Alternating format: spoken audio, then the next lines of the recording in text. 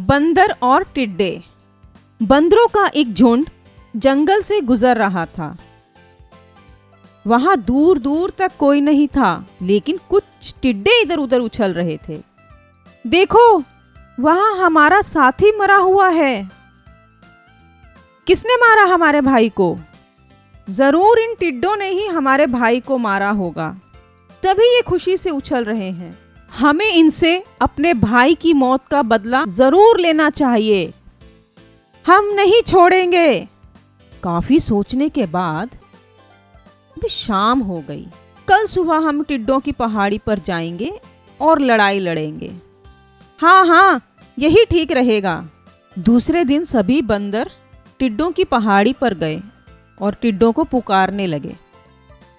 दुष्ट टिड्डों, तुमने हमारे भाई को मार दिया है। अब आकर हमसे युद्ध करो। हम बदला लेकर रहेंगे। हम बदला लेकर रहेंगे। टिड्डे हैरान हो गए। नहीं बंदर भाइयों, हम तुम्हारे भाई को क्यों मारेंगे?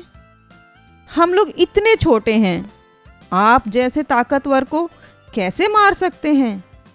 आप लोगों को कुछ गलतफहमी हुई है। गलतफहमी? और हम लोगों को? बंदर कुछ भी मानने को तैयार नहीं थे। हम कुछ नहीं जानते, तुमने ही उसे मारा है और अब तुम लोगों को उसकी मौत की कीमत चुकानी ही पड़ेगी। टिड्डों का नेता जानता था कि बंदर नासमझ हैं, इनको समझाना असंभव है। कुछ सोचकर बोला, ठीक है, अभी अंधेरा है और सर्दी भी बहुत है। सूरज उगने के बाद क्या हम लोग आपस में लड़ाई कर सकते हैं? बंदर मान गए और सूरज उगने की प्रतीक्षा करने लगे। ठीक है। थोड़ी देर में सूरज उग आया। सूरज की गर्म किरणों से टिड्डे गर्म हो गए। फिर टिड्डों और बंदरों की लड़ाई शुरू हो गई। टिड्डे उछल उछल कर बंदरों के सिर पर बैठ जाते।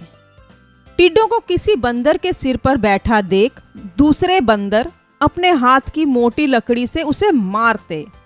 टिड्डा तो उड़ जाता, पर बंदर का सिर फूट जाता। अरे बाप रे, मर गया। इस तरह बंदर एक दूसरे का सिर फोड़ने लगे। जिस बंदर का सिर फूटता, वह और गुस्से में आकर दूसरे बंदर के सिर पर बैठे टिड्डे पर पूरी ताकत से हमला करता, मगर टिड्डा उड़ जाता और बंदर का सिर फूटता। अब की बार नहीं छोड़ूंगा। इस तरह टिड्डों को मारने के चक्कर में मूर्ख बंदर एक दूसरे का सिर फोड़ते रहे। एक के बाद दूसरा, तीसरा, चौथा, फिर पांचवा, और ऐसे देखते सभी बंदर मरते रहे। सारा मैदान बंदरों की लाशों से भर गया। एक आलसी बंदर जो एक तरफ बैठकर आंखें मटका मटका कर लड़ाई देख रहा था, उसे सभी बंदरों को देखकर भी कुछ समझ में नहीं आ रहा था कि ऐसा क्यों हुआ। अब मैं क्या करूं? वह भी बदला लेने को बड़ा उतावला था। वास्तव में मूर्ख को समझना और समझाना दोनों ही बहुत मुश्किल काम है। शिक्षा हमें हर परिस्थिति में समझदारी से काम लेना चाहिए।